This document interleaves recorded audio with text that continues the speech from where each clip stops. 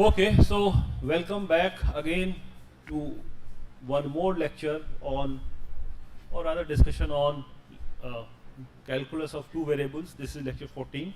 So in the last class, we looked at functions of two variables we started, right? So normally if you visualize these functions, these are nothing but like surface, right? They represent some sort of surface because there are two input, one output, right? So you just vary two inputs and you can plot. So x and y are two input and z axis you can plot. So you will get a surface kind of thing, right? So again, if there is a surface, you want to study its properties. So in terms of, is it continuous, right? Or if there is any break or something, or some sort of other very awkward contour structure and so on. So all those properties you can study. And why do we study these things? Because you see, a lot of things you can represent in the form of surface, right? I mean, you can constitute. Suppose in the engineering, a lot of applications are possible, right? Where you want to design something, and using these kind of functions, you can study them really well. Okay, so we have to. So I started with limit of a two variable functions. So what you should know. Given a two variable function z is equal to f of x comma y, first of all you should know how do you find domain in range. I think I have shown you a couple of examples last time. Then you should also know how do we, plotting may be difficult by hand, but at least you can use some of the softwares like Mathematica or MATLAB or whatever, and there are a couple of other tools available online through which you can see the picture, right? And also so then we study limit of a function of two variable. So now a typical point is x comma y on the real plane, because these functions are from R square, a plane, to a real line, right? So in the plane, we have the function is defined from R square to real line, so R square to R. So if x comma y is a generic point in the plane, right? And suppose a comma b is a fixed point, right? And you want to find the limit of the function as x comma y, the generic point approaches towards a, right? Then how do we find the limit? So as I mentioned, just like in the previous one-dimensional case, from functions from real to real, we have a neighborhood, right? Neighborhood idea. Here also we have the neighborhood idea, but here in R square the neighborhood looks like a circular disk, right? And a comma b is a fixed point, and x comma y is in the neighborhood, right? So this circular disk has radius delta, right? So basically x comma y moves towards a comma b from any direction. That is very, very important. In the case of single variable calculus, it was a interval. So there are only two kind of limits, left hand limit or right hand limit.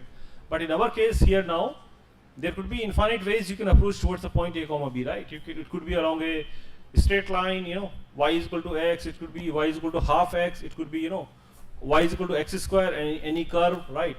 Or parabola or hyperbola, all kind of curves.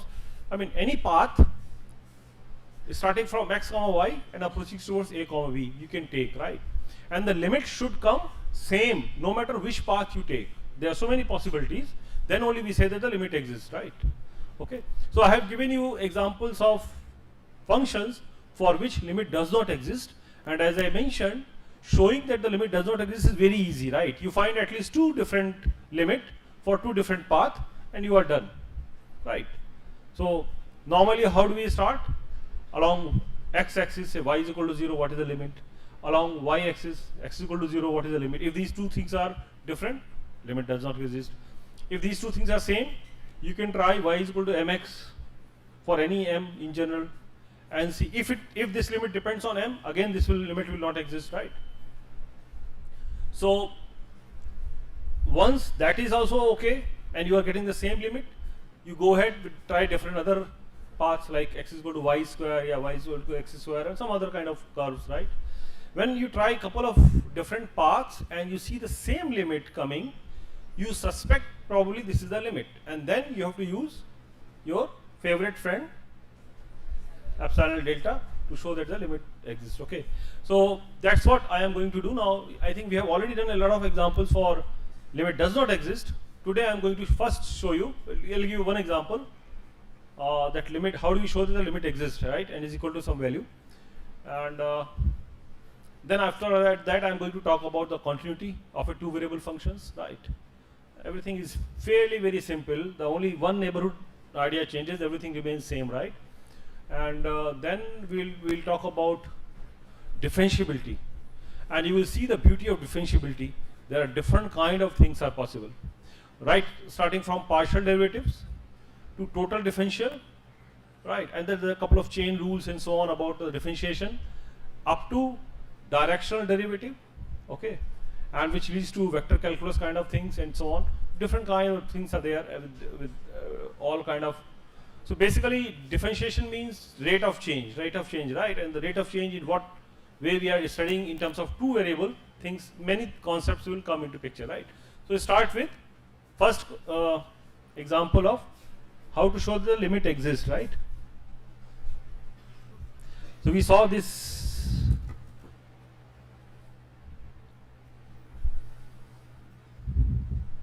So remember limit definition. So x comma y is approaching towards a comma b, right. It could be anywhere, right, any way you can approach through any path or any straight line, right, and then you see the images in the neighborhood of L. By the way, I forgot last time somebody mentioned, yes, so this is positive, right, the deleted neighborhood in the case of limit, because the function may not be defined at the that point, right. So that's all. I think this limit I leave it for you to show that this limit is 1. Beautiful exercise. एक चाय का cup लेके बैठो, आजकल तो बढ़िया weather हो गया है, and you will enjoy this beauty, right. See that such a beautiful function, right. So I will do a bit simpler example, because I mean you have to start with a simple example anyway. So let us look at this example. 3 times x square, so function is 3 times x square times y divided by x square plus y square. And you can look at the picture here, at origin there is some sort of dip here, right. Okay, so how do I have to find the limit of this as x comma y approaches towards 0 comma 0, right. Now clearly you can see that at 0 comma 0 this function seems to be unbounded, right, at the bottom, right, but still the limit exists. So see how. What is the first thing I need to see? If I check that along y is equal to mx, what will happen? Can you tell me what is the limit along this path? Just substitute y is equal to mx, so numerator will be 3 times x cube. Let me write it down. So numerator will be 3 times x square, so basically 3 times mx cube, right, divided by what will be this value? X square plus 1 into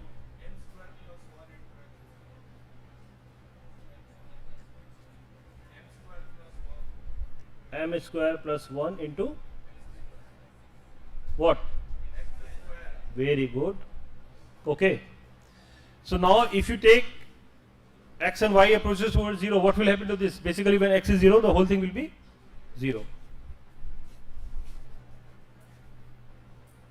So along the line y is equal to mx, the limit is 0. Okay, no problem. Now go ahead and try. What happens if the case is y is equal to x square?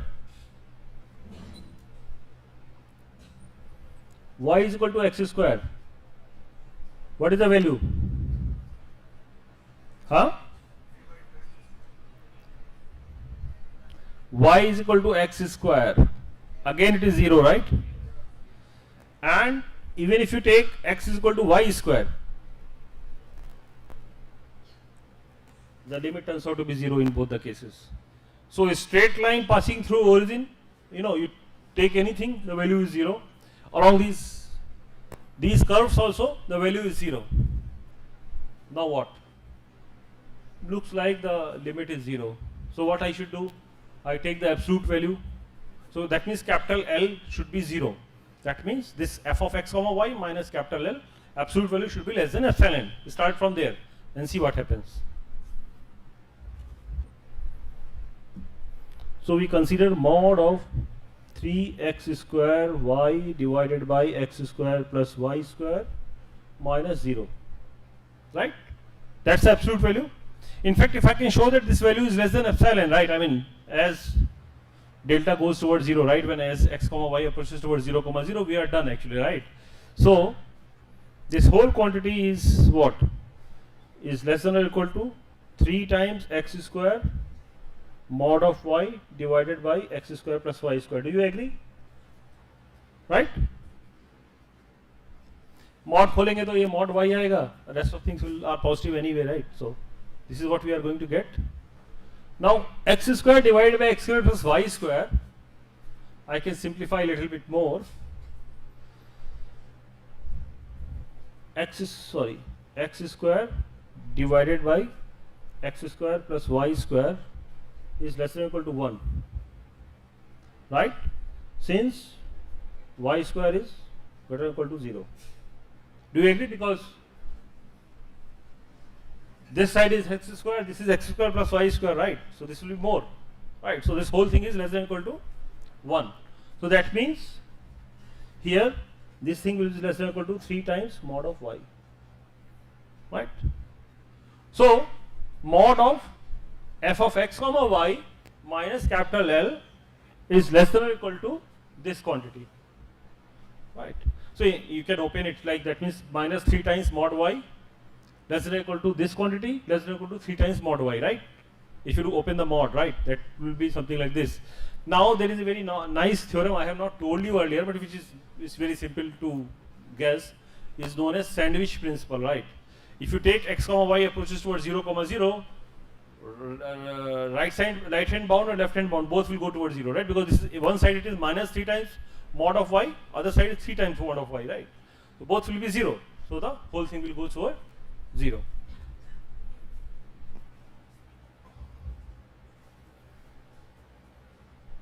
Right. So since limit x comma y approaches to 0 comma 0, 3 times mod y is 0, whole thing goes towards 0 and we are done. Right. तो थोड़ा सा calculation करना पड़ा, but it is okay, right? I mean you can show. अब हर time कौन सा calculation करना पड़ेगा, ये तो ऑब्जर्व करोगे beauty of the function, then you will get something, right? When you look at it, what calculations you need to do. Here we have used the fact that x square divided by x square plus y square is less than or equal to 1. Sometimes some other inequality you have to use, right? Okay, so don't ask who is going to tell you. You yourself will tell if you look at the problem and observe the beauty, right? You will get the answer. Okay, so this is all about limit exist. So now I think I hope you can do this question. This is 1, right? So now you try all these different combinations and see that this limit is 1. Okay, so a beautiful exercise for you to show this t time problem. Okay, so now we are done with this.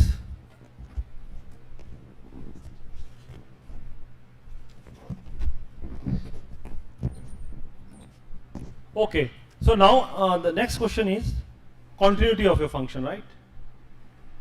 Continuity of f of x comma y.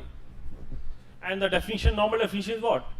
In a single variable case, a function y is equal to f of x is continuous at a point x is equal to a if limit x tends towards a, f of x exists, number 1.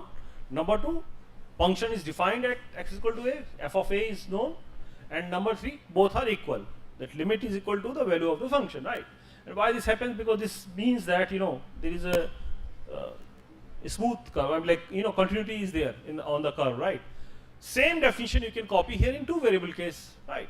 a function f of x comma y is continuous at a point x comma y is equal to a comma b if first limit exists as x comma y approaches towards a comma b for f of x comma y. Second, f of a b is defined and these two things are equal. Right. कुछ तो याद करने की भी जरूरत नहीं है, right? Okay. सपने से भी उठाओगे तो लिख दोगे, right? Definition, continuity of two variable functions. Now, once you have this, you can also write the definition in terms of epsilon delta. Because the limit involved epsilon delta business, right? You can always write. So I leave it for you to write the definition even also, right? I don't even bother to write the definition, right? It's okay. You can write down, right? A function is continuous at a point x comma y is equal to a comma b if for every epsilon positive there exists delta positive such that what happens? Mod of f of x comma y minus f of a comma y is less than epsilon whenever zero is whenever square root of zero drop karna hai because now function is defined, has to be defined there, right? Such that square root of x minus a whole square plus y minus b whole square is less than delta. Ho gaya definition, right? You don't have to remember anything, right? Memorize. So here actually we are taking equivalent distance. As I mentioned last time, you can change the distance and you get a new definition of limit. Okay, that's okay. So ho gaya continuity. So I have to give some examples anyway. So फिर भी लिख देते हैं ना, otherwise you will say that की क्या है.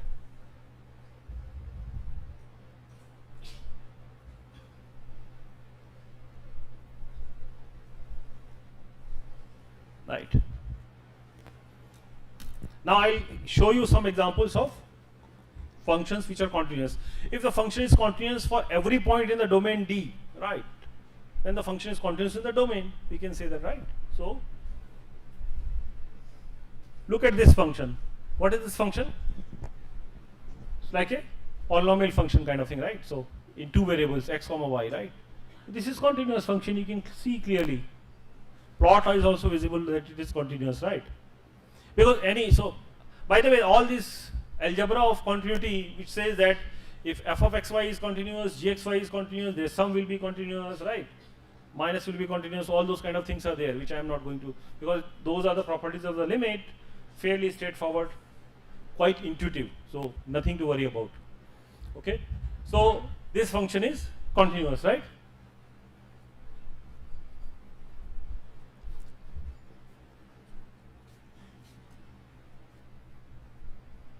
Okay, what about this function now?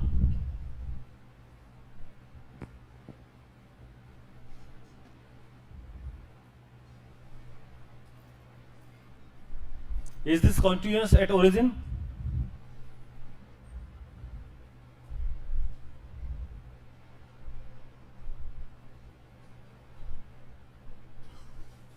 Graph देख के क्या लग रहा है? Right, so I think it is easy for you to prove that it is not, right, whatever way, right? So okay, so I leave it as an exercise to show that what happens about the continuity of this function at origin 0, 0. This is a rational function anyway. What about this function? Tan inverse y by x. This is continuous everywhere except at when x equal to 0. The first coordinate is 0, right? Because in that case there will be a problem in the function, right? So you can say that anyway. So I can look at some of the old functions and talk about their continuity.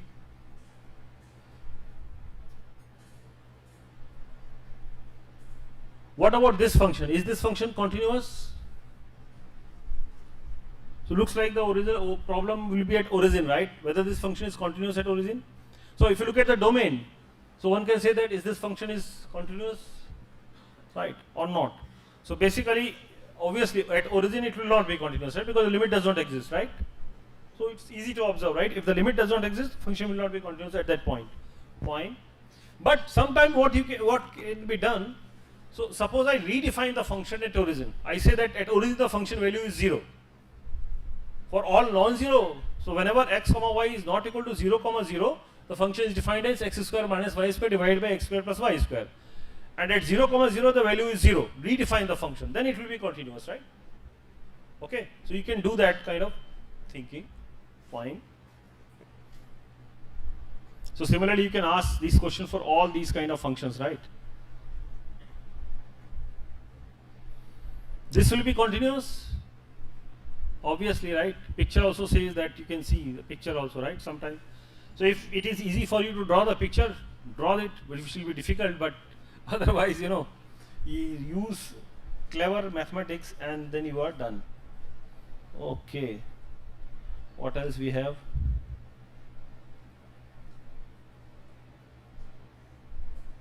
Good. Now, so limit continuity of two variable functions are done. Now we have to look at the differentiation. How many of you are able to do that differentiation half times? Yeah? Nine? Okay, so,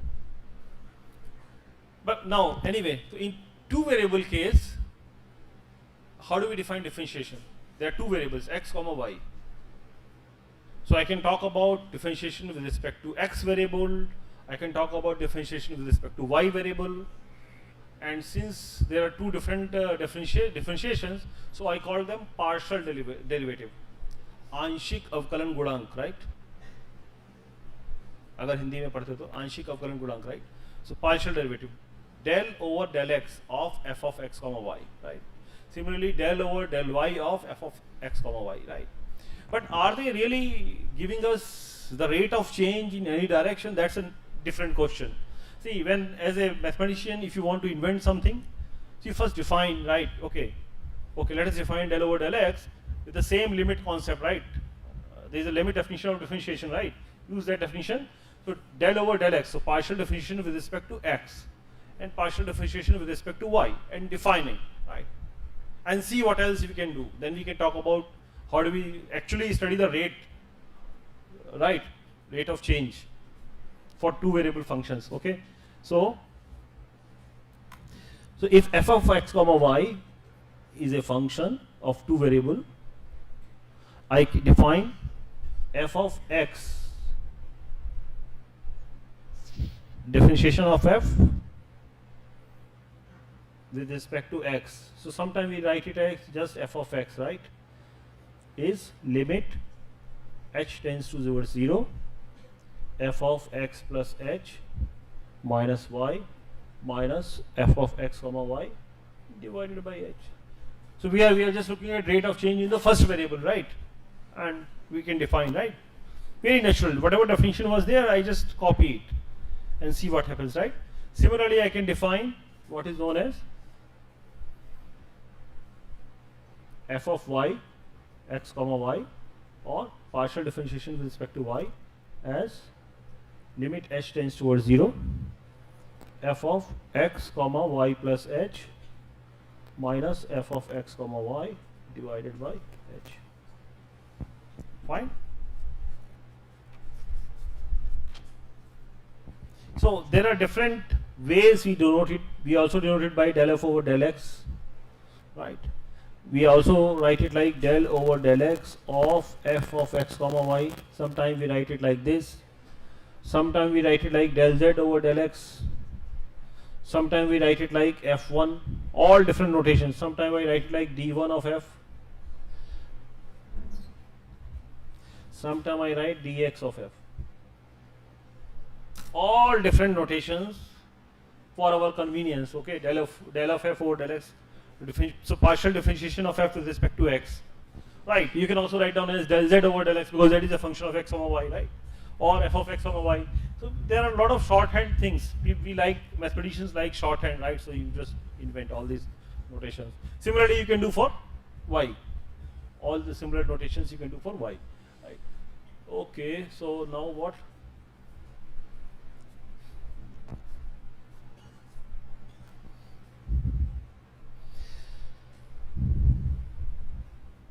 So if you, okay, so now this is a differentiation 1 times. If I talk about higher order derivatives, like differentiation 2 times, 3 times, I can do that, right? So I can say something like this. that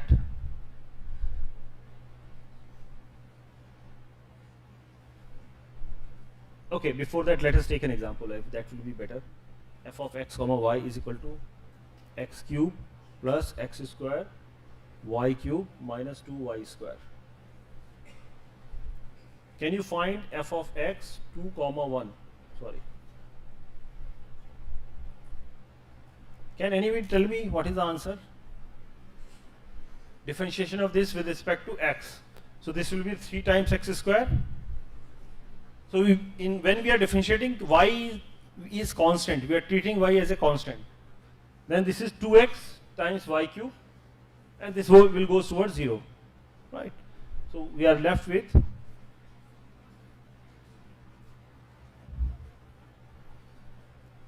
3x square plus 2x y cube evaluated at 0.2 comma 1. So what is this value? 16, right? Similarly, you can do f of y 2 comma 1. This value turns out to be 8. Okay, so it's easy thing. ये तो high school का है, right? I mean, we should not even discuss. This is very easy, right? Differentiation, you know from your JEE. I assume you are a very bright student because you have given JEE exam, right? So, and cleared it also, right? Some of you. So, this partial differentiation is easy thing, right? Okay, so now I can talk about higher order derivatives. So, differentiation once more, right? So,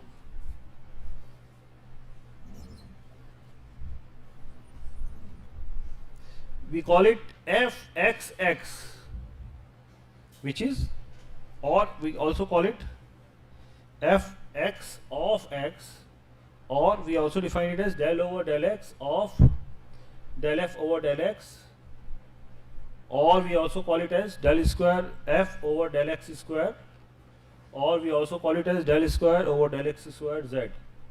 All this is taking that thing and differentiating once more with respect to x. All different notations are possible, right? Similarly, we can define f of x comma y, del square f over del y del x, del square z over del y del x. First differentiate with respect to x and then with respect to y. This order is very, very important. Okay. Similarly, you can have fyx is equal to del square f over del x del y.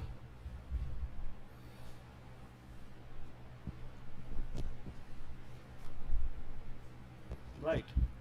So the question is,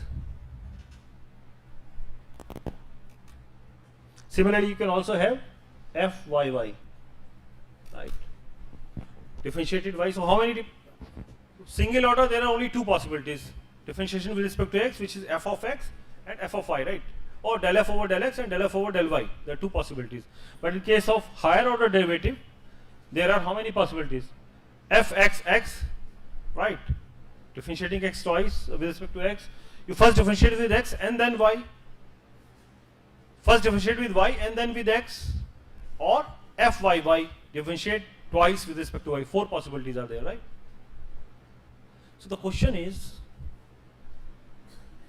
there is a mathematician who has shown that under certain conditions,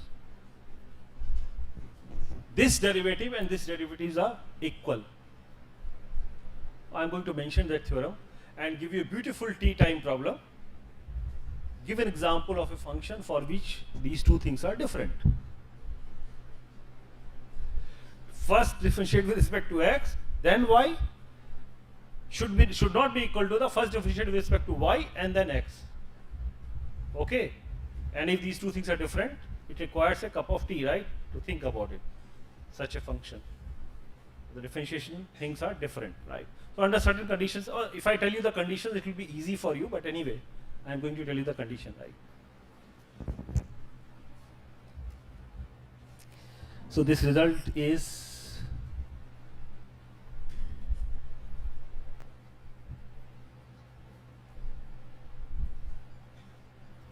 Claridge's theorem, which says that Suppose S is defined on a domain D that contains point A comma B,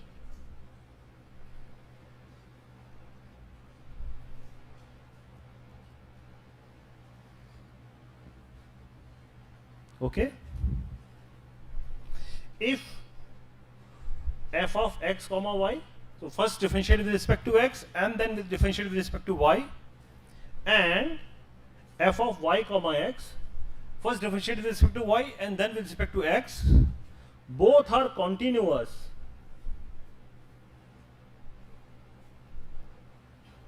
on D, then we have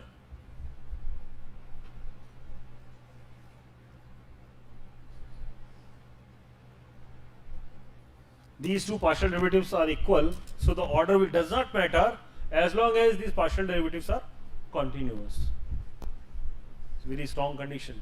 So in order to give you that t time problem, so you need to look for a function for which partial derivatives are not continuous, right? And then you will be able to design. So you have to think. Got it? Any question at this point?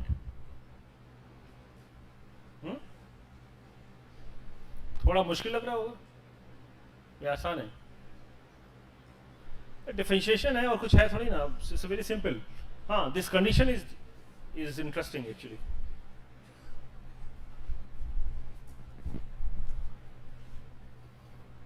Okay.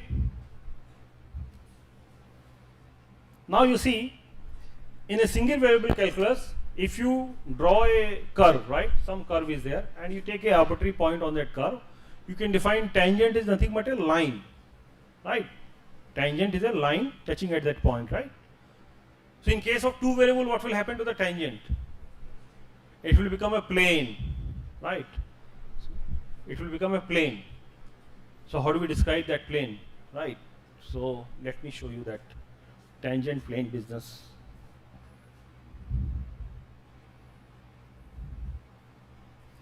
So again,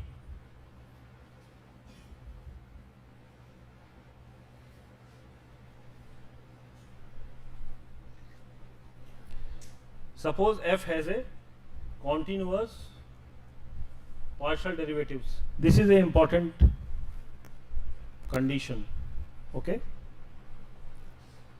So an equation of the tangent plane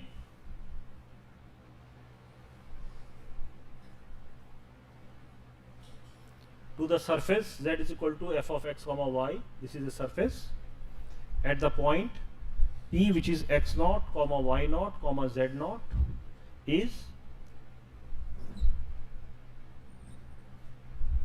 z minus z naught is equal to f of x naught comma y naught times x minus x naught plus f of y times x naught comma y naught times y minus y naught.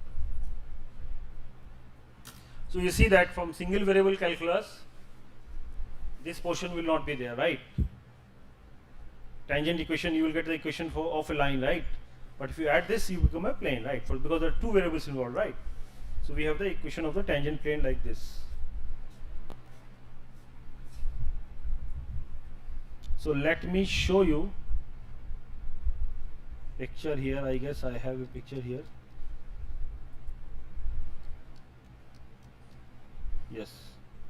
You see, this is the curve. Z is equal to 2x square plus y square. So elliptic paraboloid, and tangent plane to this surface at the point 113 is shown here. You know, you can draw the tangent at that particular point, right? So only thing is that now the equation of tangent line was a line actually, right? In single variable. Here it is the equation of a plane, right? That's very straightforward thing. Straightforward generalization, right? So tangent plane at a point, because now the function is a surface, right? So tangent line becomes tangent plane. So obviously there is a equation of the plane is different than the equation of line, right? Okay, so that is the thing.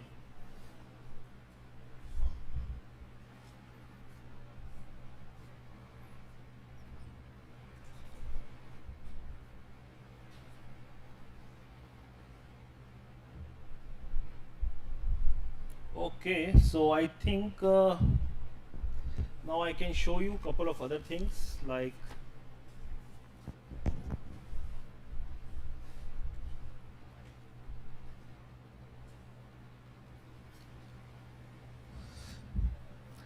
for single variable calculus we have this kind of thing, right? If you remember, or I don't know whether you remember at all. So where epsilon approaches towards 0 as delta x approaches towards 0. Do you know this fact from a single variable calculus? The differentiation. So basically what happens if you divide whole thing by delta x and take the limit as epsilon tends to 0, you get the definition of f dash of a, right? F dash of a is nothing but what? Limit delta x approaches towards 0, delta y over delta x, rate of change of the variable, right, with respect to x is nothing but f dash of a, right? This is written in a different format, that's all, right? So for two variable case, when z is equal to f of x comma y, so if x changes from a to a plus delta x and y from b to b plus delta y, then we can write down this similar equation for two variable is, so basically delta z will be nothing but f of a plus delta x comma b plus delta y minus f of a comma b, right? So a function is differentiable at a point z is equal to a b, at a point, sorry,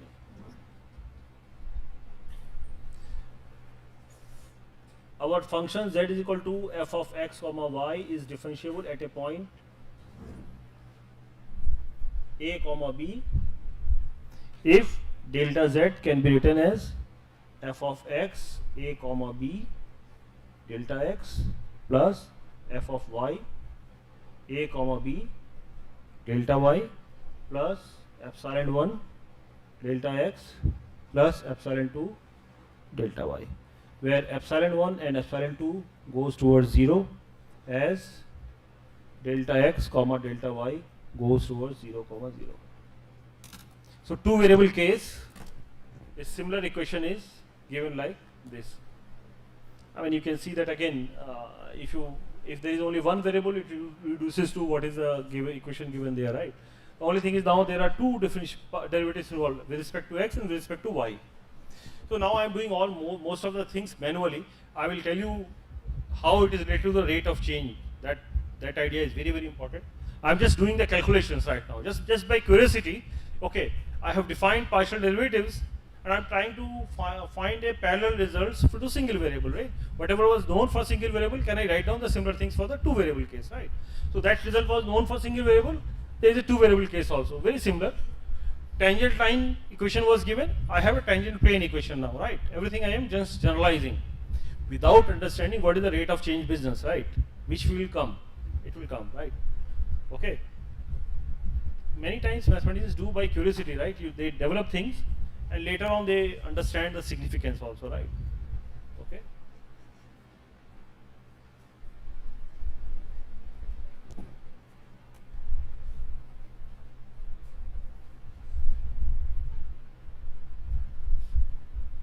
So basically,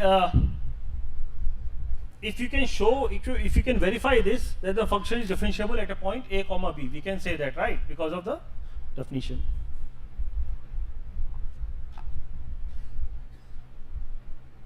So basically, we have a very strong condition.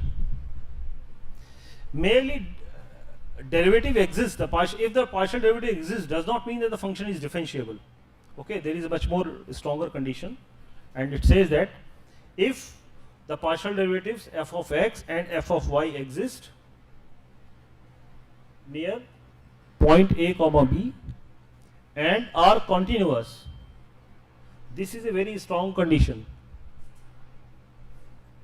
at a comma b, then f is differentiable at a comma b.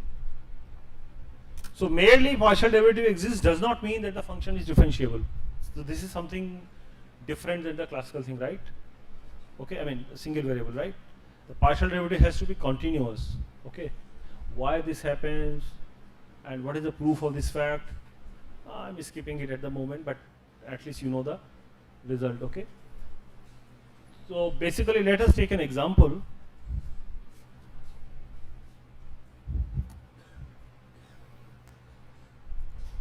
F of x comma y is equal to x times e raised to power xy. So is differentiable at point 1 comma 0. So f of x, if we differentiate with respect to x, this will be e raised to power xy plus x times y times e raised to power xy, right? And f of y is x square times e raised to power xy. Now both of these partial derivatives are continuous. You can see that exponential function is continuous anyway, right? Their combination will be continuous. Similarly, this function is continuous. So the partial derivative we have computed, right? And they are continuous. Okay. So now that means the function is differentiable. Right now we can write down at this point 1 comma 0. So f is differentiable. Okay.